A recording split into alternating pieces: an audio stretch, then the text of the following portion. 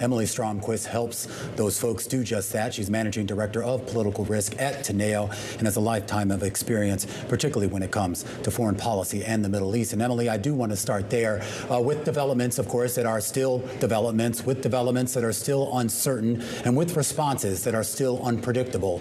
What is the advice that you give corporate leaders? Yeah, for all CEOs, not just those that we talk to, but across the universe of corporations, we're seeing a lot of concern in this environment about geopolitical conflict. Attention is volleying between trade negotiations, Russia, Ukraine, Iran, but there's really a sense right now that this is a pivotal moment for Iran. I think all eyes in the next few days are really focused on what's going to happen, how that plays out, any sort of regional and global repercussions that could be expected. I am curious that when you have military conflicts like this, what typically or historically can you draw upon to sort of gauge what those ripple effects will be, particularly when it comes to the global economy and corporate bottom lines? Is there a connection? Yeah, so the sort of most effective tool is always to do your scenario planning. There's nothing we can recommend to companies more than thinking through possible outcomes, preparing, coming up with contingencies. And I think that's really in this situation in particular, where there's so many possible outcomes, so many ways this can play out, uncertainty linked both to the Trump administration's approach and to Netanyahu as a leader, and in terms of his approach to the Iran conflict right now. It leaves so many questions that really thinking through the scenarios and sort of coming up with a range of possible responses is the best that every corporation can be doing right now as we wait to see how this plays out. Is it helpful for companies to look at past geopolitical incidents as kind of a playbook for how to prepare, how to brace themselves for this new uncertainty? Or is that not a good template because we have a leader who's so unpredictable this time around? I think that's exactly it. This is a regime that's incredibly unpredictable.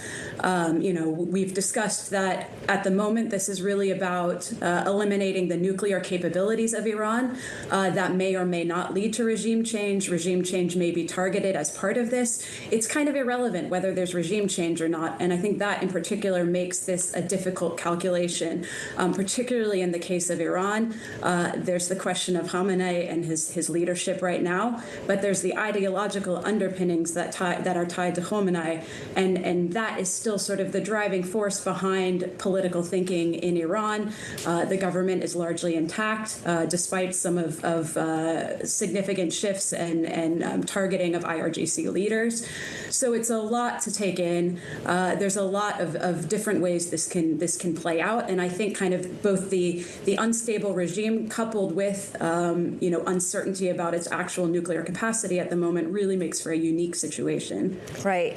I like how you put it that regime change ultimately is irrelevant when it comes to U.S. companies and how they move forward. However, volatile oil prices and the Strait of Hormuz shipping is very relevant. How do they move forward with something like that? Are they hedging? Are they making decisions that kind of are put in place for 2 months or 3 months at a time?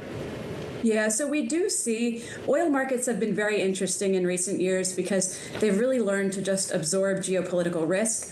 A large part of that really has to do with the growth that we've seen outside of OPEC, now coupled with the fact that OPEC Plus is starting to unwind the cuts that they've had in place for years.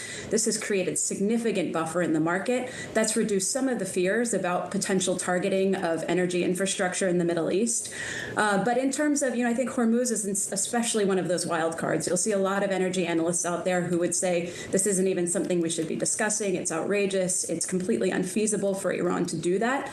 I think given what we've discussed here today, you can't really take anything off the table with Iran. There's no unfeasible. And so this is where, for oil markets, you really have to kind of consider all possibilities about what can be targeted and how to prepare for that and the potential price shocks. But we do seem to be in a comfortable range right now in the mid to low 70s per barrel. Emily, really appreciate your joining us. Emily Stromquist of Teneo.